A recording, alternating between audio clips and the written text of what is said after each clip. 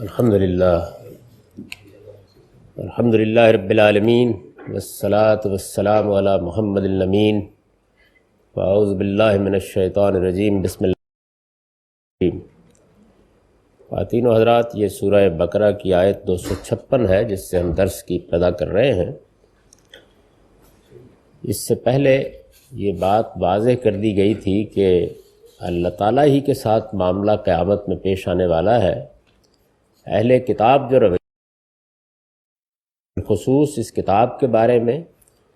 اور اللہ کے پیغمبر کے بارے میں جو رویہ اختیار کر رہے ہیں، اس کے نتائج یہاں بھی نکلیں گے، اور پھر جب قیامت میں اللہ تعالیٰ کے حضور میں پیشی ہوگی تو کوئی شخص بھی ان کے کام نہ آئے گا، نہ کوئی بیع و شراء کا معاملہ وہاں ہو سکے گا، نہ کوئی چیز فدیے میں دی جا سکے گی، نہ کوئی سفارش کام آ سکے گی۔ وہاں معاملہ صرف اللہ پروردگار عالم کے ساتھ کرنا ہوگا، اور پھر یہ بتا دیا کہ اللہ کیا ہستی ہے۔ اب یہ ارشاد فرمایا کہ لا اکراہ فی الدین،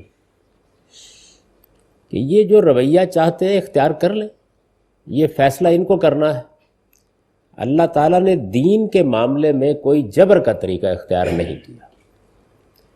یہ بات اس دنیا کے پورے نظام کو دیکھ کر بالکل واضح ہو جاتی ہے۔ یعنی اللہ تعالیٰ نے یہ بات تو قرآن مجید میں بھی واضح کی، پہلے الہامی صحیفوں میں بھی واضح کی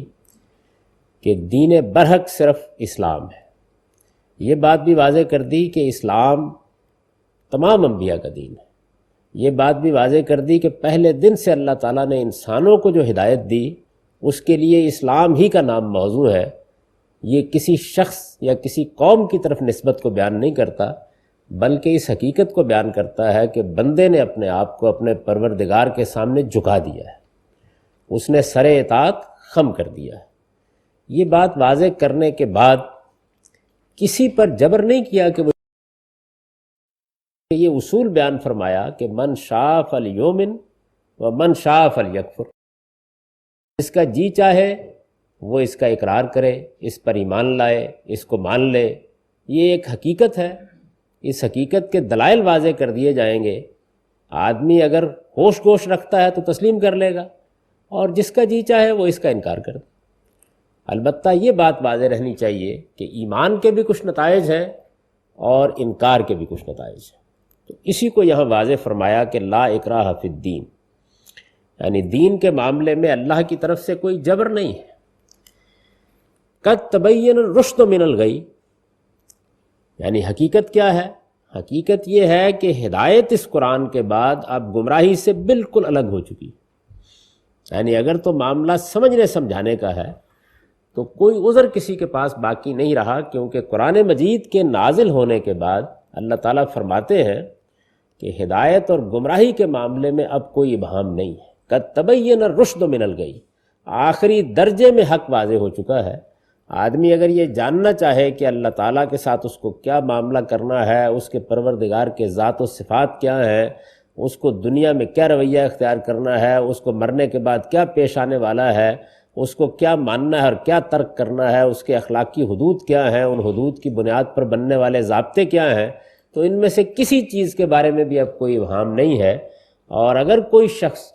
اپنی طرف سے سوء تعبیر کے نتیجے میں یا سوء فہم کے نتیجے میں لوگوں کو کوئی غلط بات بتاتا ہے تو اس کا دروازہ کھلا ہوا ہے کہ ہر شخص اس کی بات کو اللہ کی اس کتاب پر پرکھ کر دیکھ لے، جانچ کر دیکھ لے۔ ایک مختصر کتاب کے اندر تمام حقائق واضح کر دیے گئے ہیں، لہٰذا کسی کے لیے اب ہدایت اور گمراہی کو الگ الگ کرنے میں کوئی مسئلہ باقی نہیں رہا۔ قد تبین الرشد من الغی۔ ارشاد فرمایا کہ اس کے بعد فمن یکفر بالطاغوت ویؤمن باللہ، جس نے شیطان کا انکار کیا اور اللہ کو مانا تو اس نے گویا نہایت مضبوط سا رسی پکڑ لی۔ فقد استمسک بالعروۃ الوثقی، یعنی یہ جو کشمکش ہے دنیا کے اندر، یہ شیطان اور رحمان کی کشمکش ہے۔ ایک طرف صورتحال یہ ہے کہ انسان کے اندر نفس کے داعیات ہیں، جذبات، خواہشات، رغبتیں، وہ اس کو صحیح راستے سے بھٹکا دیتی ہیں۔ دوسری جانب انسان کے اندر بڑی اعلیٰ صلاحیتیں ہیں، ایک ملکوتی روح ہے،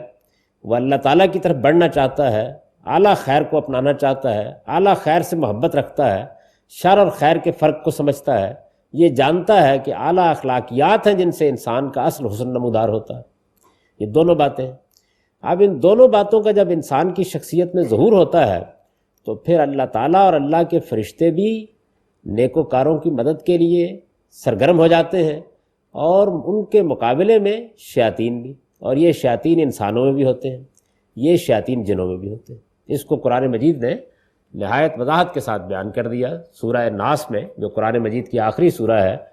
کہ یہ وسوسے ڈالتے ہیں من الجنۃ والناس۔ شیطان تو ایک اس میں صفت ہے، یعنی جو بھی سرکشی اختیار کر کے اللہ تعالیٰ کے مقابلے میں کھڑا ہو جائے اور لوگوں کو اس کی راہ سے بھٹکانا چاہے، وہ انسانوں میں ہو یا جنوں میں، وہ شیطان ہے۔ تو دونوں کے لیے قرآن مجید نے لوگوں کو متنبہ کیا کہ جس وقت تم دنیا میں غلط راستہ اختیار کرتے ہو تو فیصلہ تو تمہارے اندر سے ہوتا ہے، لیکن اس فیصلے کے ہوتے ہی وہ تمام قوتیں سرگرم ہو جاتی ہیں جن کو اس فیصلے سے محبت ہوتی ہے۔ یعنی اگر نیکی اور خیر کا فیصلہ کیا گیا ہے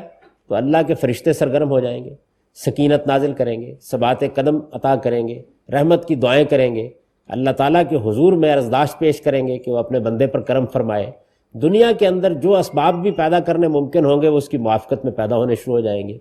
اور اگر آدمی غلط راستہ اختیار کرتا ہے تو جو شیاطین اس کے گرد و پیش انسانوں میں موجود ہوتے ہیں وہ بھی اپنے مفادات کے لیے سرگرم ہو جاتے ہیں، اور جو شیاطین جن ہیں وہ بھی اپنا کام کرنا شروع کر دیتے ہیں اور وسوسے ڈالتے ہیں۔ تو بنیادی فیصلہ انسان کے اندر سے ہوتا ہے۔ چنانچہ اس کو واضح کیا کہ اللہ نے دین کے معاملے میں کوئی جبر نہیں کیا، یعنی نہ تو یہ کیا ہے کہ انسان کے اندر کوئی ایسی خصوصیت پیدا کر دی ہے کہ اللہ اس کو اگر برائی کرانا چاہتا ہے تو وہ برائی کرتا ہے، بھلائی کرانا چاہتا ہے تو برائی کرتا ہے، ایسا نہیں ہے۔ اللہ تعالیٰ نے انسان کو یکساں صلاحیت دی ہے، اعلیٰ صفات دی ہیں، عقل اور شعور دیا ہے، وہ ان کی بنیاد کے اوپر پوری طرح آزاد ہوتا ہے کہ چاہے تو خیر کا راستہ اختیار کرے اور چاہے تو شر کا راستہ اختیار کرے۔ وہ ان میں سے جو راستہ بھی اختیار کرے گا اس کی تائید میں فرشتے بھی آئیں گے اور شیاطین بھی آئیں گے، اور اپنے اپنے لحاظ سے جو فیصلہ اس نے کیا ہے اس کی تائید کریں گے، اس کی موافقت کریں گے۔ چنانچہ یہ فرمایا کہ انسان کو نہ صرف یہ کہ اپنی سرکشی کا علاج کرنا چاہیے، بلکہ جو باہر سے شیطانی قوتیں اس کو ترغیبات دیتی ہیں اور جو فلسفے پیش کرتی ہیں اور جس طرح راستے سے بھٹکانا چاہتی ہیں، اس کا بھی پوری قوت سے وہ انکار کر دے، کیونکہ جب حق اور باطل واضح ہو گئے ہیں اور اللہ کی کتاب کے ذریعے سے واضح ہو گئے ہیں تو پھر کسی انسان کے لیے اس کو پہچاننے میں کوئی دقت نہیں ہونی چاہیے کہ کیا چیز شیطانی ہے اور کیا چیز رحمانی ہے۔ تو ارشاد فرمایا کہ مطالبہ کیا ہے؟ اللہ نے جبر نہیں کیا، تمہیں آزادی دی ہے کہ جو رویہ چاہے اختیار کرو، لیکن اس کے بعد اب انسان نے جو فیصلہ کر لیا ہے کہ وہ طاغوت کا انکار کرے گا، فمن یکفر بالطاغوت، وہ شیطان کا منکر ہو کر دنیا میں جیے گا۔ شیطان کا منکر ہو کے جینے کا مطلب کیا ہے؟ اس کی ترغیبات کو ماننے سے انکار کر دینا، اس کی ہستی کو ماننے سے انکار کر دینا، یہ تسلیم کرنے سے انکار کر دینا کہ جس طرف وہ بلا رہا ہے مجھے اس طرف جانا ہے۔ تو ارشاد فرمایا کہ جو یہ کرے گا وَيُؤْمِن بِاللَّهِ، اور اللہ کا سچا مومن بن کر رہے گا، تو فَقَدِ اسْتَمْسَكَ بِالْعُرْوَةِ الْوُثْقَىٰ، ہو سکتا ہے کہ اس کو دنیا میں یہ محسوس ہو کہ اس نے ایک ایسا فیصلہ کیا ہے جس میں پوری دنیا اس پر پل پڑی ہے، لیکن اصل مضبوط سہارا یہی ہے جو وہ پکڑ لیتا ہے۔ یعنی جس سہارے سے پھر دنیا کی زندگی بھی راحت بنتی ہے، دل کی تسکین بھی حاصل ہوتی ہے اور دماغ کے روگ بھی ختم ہوتے ہیں، وہ یہی راستہ ہے۔ یہ ایک مضبوط رسی ہے جس کو انسان پکڑ لیتا ہے۔ تو ارشاد فرمایا فَقَدِ اسْتَمْسَكَ بِالْعُرْوَةِ الْوُثْقَىٰ لَا انفصام لَهَا، یہ ایسی رسی ہے جو پھر کبھی ٹوٹ نہیں سکتی۔ یعنی آدمی اگر اللہ کو مضبوط پکڑ لے اور اس کا سہارا حاصل کر لے، اور ظاہر ہے کہ اللہ کا سہارا کیسے آدمی حاصل کرے گا،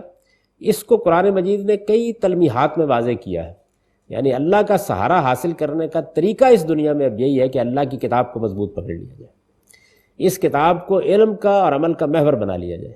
تمام معاملات میں کسوٹی بنا لیا جائے، اس کو معیار کی حیثیت دی جائے، اس کی بنیاد پر آدمی حق و باطل کے فیصلے کرے۔ تو اس کے معنی یہ ہے کہ اس نے اللہ کی رسی کو مضبوطی کے ساتھ تھام لیا ہے۔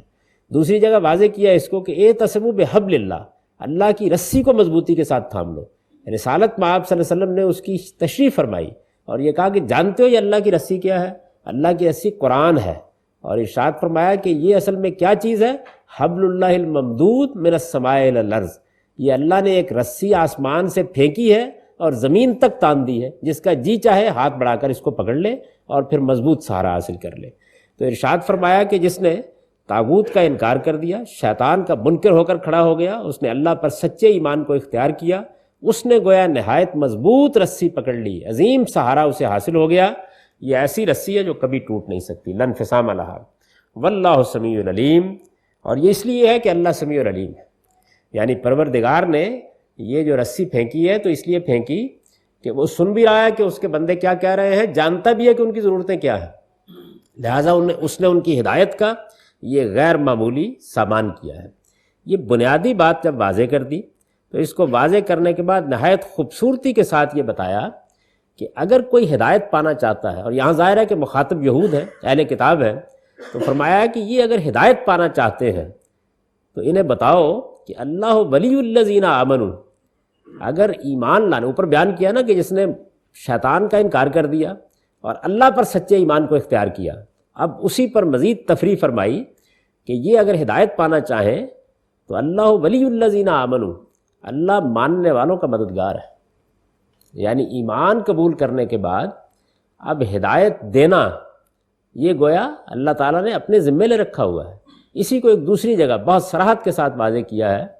اور یہ بتایا ہے کہ والذین جاہدوا فینا لنہدینہم سبلنا، آدمی حقیقت کا سچا طالب ہو کر خدا کی راہیں تلاش کرنا شروع کر دے تو خدا اس کی رہنمائی کرتا ہے۔ تو یہاں یہ بات ارشاد فرمائی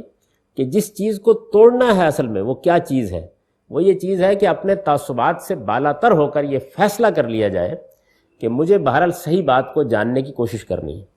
جیسے یہ فیصلہ انسان کر لیتا ہے کہ مجھے صحیح بات کو جاننے کی کوشش کرنی ہے تو اس کے بعد یہ ہو نہیں سکتا کہ وہ اپنے پروردگار کی طرف رجوع نہ کرے، اور پروردگار کی طرف رجوع کرتے ہی اللہ کی مدد حاصل ہو جاتی ہے۔ ہدایت اور گمراہی کے بارے میں یہ اللہ کا قانون ہے، یعنی جیسے ہی آپ نے صحیح بات کو جاننے کی اپنے اندر سچی طلب پیدا کر لی، آپ اس کی تلاش میں نکل کھڑے ہوئے، آپ نے اپنے تعصبات اور جذبات کو ایک طرف رکھ دیا، آپ سچی بات کو سننے کے لیے تیار ہو گئے، جو کچھ آپ پہلے سے مانتے تھے اس کے بارے میں کم سے کم اس جگہ پر کھڑے ہو گئے کہ میں غلط ہو سکتا ہوں، بس اس کے بعد ہدایت کا دروازہ کھل جاتا ہے۔ تو ہدایت کی سچی طلب ہے جو اصل میں بنیادی شرط ہے۔ ارشاد فرمایا کہ جب ایک آدمی اس جگہ کھڑا ہو جاتا ہے، اور اوپر یہ بیان کر دیا کہ یکفر بالطاغوت، یعنی شیطان جو وسوسے ڈالتا ہے، جن راہوں کی طرف بلاتا ہے، انسان کے اندر جو داعیات پیدا ہوتے ہیں، جس طریقے سے وہ شیطان کی آواز پر لبیک کہتا ہے اور جس طرح دوسروں کے حقوق تلف کرتا ہے، یہ بیان کیا ہے نا کہ شیطان کن چیزوں کی طرف بلاتا ہے، تو 3 چیزوں کے اوپر انگلی رکھ دی ہے قرآن مجید نے۔ یہ معلوم ہے کہ جگہ جگہ اس بات کو قرآن نے واضح کیا ہے کہ وہ کیا چیزیں ہیں جو انسان کے لیے شیطان کی طرف جانے کا باعث بنتی ہیں۔ تو ارشاد فرمایا ہے کہ وہ 3 چیزیں یہ ہیں کہ ان میں سے سب سے پہلی چیز اسم ہے۔ اسم قرآن مجید میں حق تلفی کو کہتے ہیں، یعنی بندے نے دوسرے انسانوں کے معاملے میں انسانیت چھوڑ دی، وہ اب ملاوٹ کرتا ہے، وہ غلط بیانی کرتا ہے، وہ دھوکہ دیتا ہے، وہ فریب کرتا ہے، وہ دوسرے کے ساتھ زیادتی کرتا ہے، وہ ان کے مال ہتھیانے کے منصوبے بناتے ہیں، اس کو احساس نہیں ہے کہ اس کے گرد و پیش میں انسان کیسے بس رہے ہیں، اس کو پتہ نہیں ہے کہ وہ،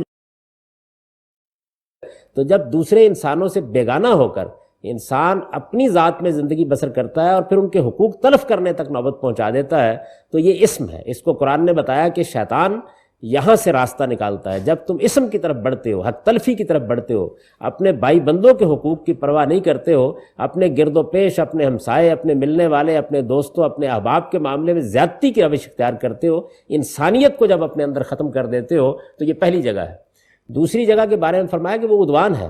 یعنی جب تمہارے اندر بغی یا عدوان یا سرکشی اور تمرد پیدا ہو جاتا ہے۔ سرکشی کیا چیز ہے؟ سرکشی کا مطلب یہ ہے کہ انسان کے سامنے حقیقت آتی ہے،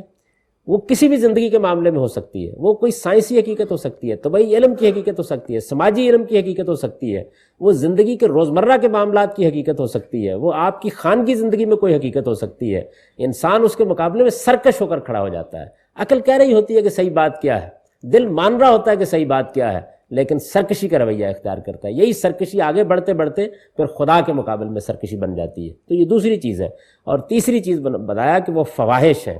یعنی اللہ تعالیٰ نے جن معاملات کو ایک دائرے میں محدود کیا ہے، انسان اس دائرے سے باہر نکلتا ہے۔ یہ 3 چیزیں جن کے اوپر انگلی رکھ کے بتا دیا ہے، اور بڑی خوبصورت بات کہی ہے قرآن مجید نے کہ قل انما حرم ربی الفواحش ما ظہر منها وما بطن والاسم والبغی بغیر حق، یعنی تمہیں لوگوں نے کیا حلال حرام بتانے شروع کیے ہوئے ہیں، یہ قرآن مجید میں یہ آیت جس جگہ آئی ہے سورہ اعراف میں، اس سے اوپر ارشاد فرمایا ہے کہ یہ دنیا کی زینتیں اور دنیا کی اچھی چیزیں اور دنیا کے اندر جو اللہ تعالیٰ نے بہت سے اپنی نعمتیں عام کر رکھی ہوئی ہیں، ان سے پوچھو، کسی نے اس کو حرام نہیں کیا۔ اللہ نے جو چیز حرام کی ہے وہ کیا ہے؟ وہ یہ چیزیں ہیں، اور اس میں یہ گن دیا ہے کہ وہ فواحش ہیں جن کو حرام کیا ہے، خواہ وہ کھلے ہوں یا چھپے ہوں، وہ اسم ہے اور حق تلفی ہے، دوسروں کے حقوق تلف کرنا ہے جس کو حرام کیا ہے، وہ سرکشی اور عدوان ہے جس میں آدمی صحیح بات کے سامنے سر جھکانے سے انکار کر دیتا ہے۔ تو یہ ارشاد فرمایا کہ اگر یہ جگہ ہے جن سے آدمی اپنے آپ کو بچا لے، یہ ہے کفر بالطاغوت، یعنی شیطان کا انکار کر دینا، کیونکہ وہ یا آپ کے اندر سرکشی پیدا کرے گا، یا حق تلفی کی ترغیب دے گا، یا فواحش کی طرف آپ کو رغبت دلائے گا۔ یہ چیزیں انسان کے دل، دماغ، نفس، ہر چیز کو گندہ کر دیتی ہیں۔ جب اس نجاست میں انسان مبتلا ہو جاتا ہے تو پھر اس کے بعد خدا کی یاد سے غفلت پیدا ہوتی ہے۔ خدا کی یاد سے غفلت کا مطلب یہ نہیں ہے کہ آپ کوئی دو چار الفاظ ذکر کے بولتے تھے وہ آپ نے کرنے بند کر دیے، خدا یاد ہی نہیں رہتا۔ تو قرآن نے بیان فرمایا کہ میں یشون ذکر الرحمن، جو آدمی پھر اللہ کے ذکر سے غفلت میں چلا جاتا ہے، یعنی ان شیطانی چیزوں میں مبتلا ہونے کے بعد، نقیض لہو شیطانہ، پھر ہم اس کے اوپر ایک شیطان مسلط کر دیتے ہیں، فہو لہو کرین، وہ پھر اس کا ساتھی بن کر ہر جگہ اس کی رہنمائی کرتا ہے۔ اگر اس کا انسان انکار کر دے تو یہ کفر بالطاغوت ہے۔ اس کفر بالطاغوت کے بعد اور اللہ پر سچے ایمان کے بعد، اللہ پر سچے ایمان کی نوعیت کیا ہوگی اس کو بھی قرآن نے واضح کر دیا کہ اللہ پر سچے ایمان کا نتیجہ کیا نکلنا چاہیے۔ فرمایا کہ اللہ پر سچے ایمان کا نتیجہ یہ نکل، جیسے شیطان کی طرف رغبت کا نتیجہ کیا ہے کہ آدمی حق تلفی کرے گا، آدمی سرکشی اختیار کرے گا، فواحش کی طرف بڑھے گا، تو اس کے بالمقابل اللہ پر سچے ایمان کا نتیجہ کیا نکلے گا اس کو قرآن نے بیان کیا، ان اللہ یامر بالعدل والاحسان وایتاء ذی القربی، یعنی اللہ کی سچی محبت انسان کو لازماً عدل کی طرف لے جاتی ہے، احسان کی طرف لے جاتی ہے، اور اپنے عزیز اور رشتہ دار اور قریبی لوگوں کو اپنا مال خرچ کر کے ان کی ضرورتیں پوری کرنے کی طرف لے جاتی ہے۔ تو گویا یہ کریں گے تو اللہ پر ایمان کا حق ادا ہوگا، اس طرف جائیں گے تو شیطان کی طرف جانے کا معاملہ ہوگا۔ تو فرمایا کہ جس نے اللہ پر سچا ایمان اختیار کر لیا اور طاغوت کا انکار کر دیا تو پھر اللہ تعالیٰ اس طرح کے ایمان والوں کا ولی ہو جاتا ہے، مددگار ہو جاتا ہے۔ تو ارشاد فرمایا کہ اگر یہ ہدایت پانا چاہیں تو ہدایت پانے کے لیے بس یہ ہے، یعنی یہ سچی ایمانداری اختیار کر لی جائے اور شیطان کے مقابلے میں انسان اندر سے ڈٹ کر کھڑا ہو جائے۔ تو ارشاد فرمایا کہ پھر اللہ اس طرح کے ماننے والوں کا مددگار ہو جاتا ہے، اور جانتے ہو کیا کرتا ہے؟ یخرجہم من الظلمات الی النور، وہ انہیں اندھیروں سے روشنی کی طرف نکال لے جاتا ہے۔ ظلمات کا لفظ استعمال کر کے بتا دیا کہ شیطان جن چیزوں کی طرف رغبت دلاتا ہے اس میں طے برطے اندھیرے ہیں، ان اندھیروں سے پھر خدا نکالتا ہے انسان کو۔ یعنی آپ نے جو فیصلہ کیا وہ فیصلہ یہ کیا کہ مجھے سچائی کو تلاش کرنا ہے، اس کے مقابلے میں سرکشی اختیار نہیں کرنی، مجھے حق تلفی نہیں کرنی، مجھے اپنے پروردگار کی طرف رجوع کر کے رہنا ہے، اس پر سچے ایمان کی زندگی بسر کرنی ہے۔ یہ فیصلہ آپ فیصلہ کیا ہے کہ وہ پھر اٹھتا ہے اور اٹھ کر یخرجہم من الظلمات الی النور، اپنے اس طرح کے بندوں کو پھر وہ ظلمتوں سے خود روشنی کی طرف نکال لے جاتا ہے۔ تو ہدایت اور گمراہی کا یہ قانون بیان کیا اللہ تعالیٰ نے کہ آپ کو کیا کرنا ہے، خدا کیا کرتا ہے۔ یہ وہ چیز ہے جس کو قرآن مجید دوسری جگہ بیان کرتا ہے کہ اللہ جس کو چاہتا ہے ہدایت دیتا ہے اور جس کو چاہتا ہے گمراہ کر دیتا ہے۔ یعنی گمراہ کن کو کرتا ہے اس کی وضاحت کی، وما یضل بہ الا الفاسقین، یعنی جو لوگ یہ چیزیں اختیار کرتے ہیں ان کو پھر خدا لازماً گمراہ کر دیتا ہے، اور جو صحیح راستہ اختیار کرنے کی سچی طلب اپنے اندر پیدا کر لیتے ہیں اللہ کا وعدہ ہے کہ وہ ان کو ہدایت دیتا ہے۔ اس کو یہاں کھولا ہے اس سورہ کے آخر میں، اب ہدایت اور گمراہی کے قانون کی طرف اور چند مثالیں دے کے اس کو واضح کیا ہے کہ یہ ہدایت پانا چاہیں تو اللہ ماننے والوں کا مددگار ہے، وہ انہیں اندھیروں سے روشنی کی طرف نکال لے جاتا ہے۔ والذین کفروا اولیاؤہم الطاغوت، اس کے برخلاف جو لوگ ان بنیادی حقائق شیطان کے ہاتھ میں دے دیتے ہیں ان کے پھر کارساز اور مددگار بھی شیاطین ہی ہوتے ہیں، یعنی وہی ان کے اولیاء بن جاتے ہیں۔ یخرجونہم من النور الی الظلمات، اور پھر روشنی نظر آ رہی ہوگی، سامنے موجود ہوگی، لیکن یہ شیاطین اس روشنی کی قدر و قیمت ختم کر دیتے ہیں، اور انسان روشنی کو سامنے دیکھ کر بھی آنکھیں موند لیتا ہے اور ظلمتوں کی طرف نکل جاتا ہے۔ یخرجونہم من النور الی الظلمات، ارشاد فرمایا کہ یہ ہے ہدایت اور گمراہی کا قانون۔ اور جب کوئی انسان اس طرح جانتے بوجھتے گمراہی اختیار کرتا ہے، حق کو سامنے دیکھ کر اس کا انکار کر دیتا ہے، اپنی باغ شیاطین کے حوالے کر دیتا ہے، جب لوگوں کی حق تلفی کرتا ہے، فوائش کی طرف اپنے سارے ذہن اور خیال کی قوت صرف کر دیتا ہے، اور جب اس کے اندر سرکشی پیدا ہو جاتی ہے اور انسان اس سے تنگ پڑتے ہیں اور وہ ظلم اور عدوان کو زندگی کا وتیرہ بنا لیتا ہے، تو اس کا نتیجہ یہ نکلتا ہے کہ پھر اللہ تعالیٰ اس کو آہستہ آہستہ بتدریج جہنم میں ڈال دیتے ہیں۔ اولئک اصحاب النار ہم فیہا خالدون۔ فرمایا یہ بات سمجھ لو کہ یہ لوگ ہیں جنہوں نے جانتے بوجھتے حق کا انکار کیا، جنہوں نے اپنے اندر کی روشنی کو بجھا دیا، جنہوں نے شیطان کے ہاتھ میں اپنی باگ دے دی، جنہوں نے جس طرح کہ میں نے آپ سے عرض کیا حق تلفی کو زندگی کا وتیرہ بنایا، فواحش کو زندگی کا وتیرہ بنایا، اور اپنے پروردگار سے اور انسانوں کے مقابلے میں سرکشی کا رویہ اختیار کیا، تو ارشاد فرمایا یہ ہیں وہ لوگ جو دوزخ میں جانے والے ہیں، ہم فیہا خالدون، اور ان جرائم کے بعد یہ اس میں ہمیشہ رہیں گے۔ اب اس کے بعد مثالیں دی، فرمایا کہ سمجھنا چاہتے ہو اس بات کو تو اس کی مثالیں بہت ہیں، لیکن چند مثالیں دیکھو۔ الم تر الی الذی حاج ابراہیم فی ربہ ان آتاہ اللہ الملک، ارشاد فرمایا کہ تم نے اس شخص کو نہیں دیکھا کہ جس نے ابراہیم سے اس کے پروردگار کے معاملے میں مناظرہ کرنا چاہا۔ وہ کون شخص تھا؟ یہ تالمود سے معلوم ہوتا ہے کہ ان کے زمانے کا بادشاہ نمرود تھا۔ ان کی پیدائش بابل میں ہوئی ہے، اسی شہر میں انہوں نے پہلے اپنے تمام معاملات انجام دیے ہیں، اور اسی علاقے کا یہ حکمران تھا۔ اس کے بعد بہت بلاغت کے ساتھ یہ ارشاد فرمایا کہ قانون امتحان اور قانون آزمائش کے تحت میں نے اس کو، یعنی اللہ نے اس کو بادشاہی دے رکھی ہوئی تھی۔ خدا جب بادشاہی دیتا ہے وہ یہ دیکھنا چاہتا ہے کہ ایک انسان کو اگر اتنی بڑی نعمت ملی ہے تو اس کو پانے کے بعد کیا رویہ اختیار کرتا ہے۔ تو ارشاد فرمایا کہ جب میں نے اس کو بادشاہی دے رکھی ہوئی تھی، اور یہ جن لوگوں کی تاریخ پر نظر ہے وہ جانتے ہیں کہ ایک زمانے میں بادشاہوں نے اپنی بادشاہی کو ایک اتھارٹی پر قائم کرنے کے لیے اور اس کے لیے ایک سند تلاش کرنے کے لیے یہ عقیدہ پھیلا رکھا ہوا تھا کہ جب کوئی شخص تخت پر براجمان ہو جاتا ہے، ظاہر خاندانوں کی بادشاہی چلتی رہتی تھی نسلوں میں، تو یہ گویا خدا کے اوتار ہوتے ہیں۔ اسی چیز کو ہمارے ہاں ذل الہی کے لفظ سے تعبیر کیا گیا۔ تو انا آتاہ اللہ الملک، یہ شخص بھی اسی غلط فہمی میں مبتلا تھا، اور بادشاہی کے فخر و غرور نے اس کو یہیں پہنچا دیا ہوا تھا۔ قرآن نے اس کی وجہ بیان کی، انا آتاہ اللہ الملک، یعنی بادشاہی کا گھمنڈ، بادشاہی کا غرور، جو چیز اس کو حاصل ہوئی تھی وہ بجائے اس کے کہ اس کو خدا کے سامنے جھکاتی، انسانوں کے سامنے جھکاتی، انسانوں کی خدمت پر آمادہ کرتی، انسانوں کے حقوق ادا کرنے پر آمادہ کرتی، اس نے ان کے اندر سرکشی پیدا کر رکھی ہوئی تھی۔ وہی جو سرکشی میں نے آپ سے عرض کیا، اس کی ایک بڑی عمدہ مثال پیش کر دی ہے۔ یہ سرکشی اس کو اس مقام پر لے آئی کہ ہمارے ایک بندے ابراہیم کے ساتھ وہ مناظرہ کرنے کے لیے کھڑا ہو گیا۔ اس کالا ابراہیم نے اس سے یہ کہا، ربی الذی یحیی و یمیت، میرا پروردگار وہ ہے، میں اس کی تمہیں دعوت دیتا ہوں، اس پر ایمان لانے کے لیے کہتا ہوں جو مارتا بھی ہے جلاتا بھی۔ یہ ظاہر ہے کہ ایک بڑی بدیہی بات ہے۔ موت اور زندگی کی حقیقت پر اگر انسان غور کرے تو بعد تامل اس نتیجے پر پہنچ جاتا ہے کہ اس کائنات کا ایک پروردگار ہونا چاہیے۔ یہ موت اور زندگی کا نقشہ ہے در حقیقت، یعنی زندگی کا ملنا اور پھر اس کے بعد جو درمیان کا عرصہ ہے وہ جس طرح گزرتا ہے، آپ اس کا تجزیہ کریں تو انسان اس نتیجے پر پہنچ جاتا ہے۔ یہ اس وقت کا موضوع نہیں ہے، میں کسی وقت اس کی تفصیل کروں گا۔ بہرحال سیدنا ابراہیم علیہ السلام نے ان کے سامنے یہ بات رکھ دی کہ میرا پروردگار وہ ہے جو جلاتا ہے اور مارتا ہے۔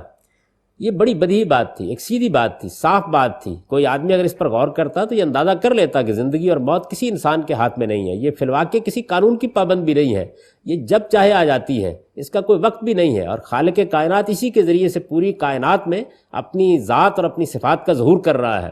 یہ حقیقت تھی جس کی طرف سیدنا ابراہیم نے توجہ دلائی۔ وہ اس پر بات کر سکتا تھا، پوچھ سکتا تھا، مزید اس پہ کوئی اعتراض وارد کر کے بات کو سمجھ سکتا تھا، لیکن سرکش آدمی کیا کرتا ہے، اس کی مثال دی۔ فرمایا کہ اس نے جواب میں کہا انا احیی و امید، میں مارتا اور جلاتا ہوں۔ ظاہر ہے اوتار بادشاہ ہے، جیسے کہ بادشاہ لوگ سمجھتے ہیں کہ زندگی موت کے سب معاملات میرے ہاتھ میں، جس کی چاہے گردن اڑا دوں، جس کو چاہے زندگی بخش دوں۔ تو اس نے کہا کہ انا احیی و امید۔ قال ابراہیم، اب سیدنا ابراہیم ظاہر مناظر نہیں ہے،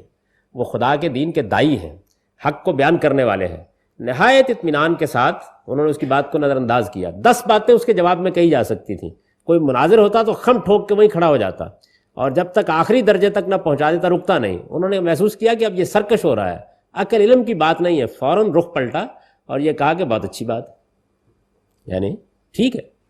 فإن اللہ یاتی بالشمس من المشرق فاتح بہا من المغرب، جلاتے مارتے تو خیر آپ ہی ہیں، لیکن یہ میرا پروردگار سورج کو مشرق سے گھماتا ہوا لے آتا ہے، آپ ذرا کل سے اسے مغرب کی طرف سے لے آئے،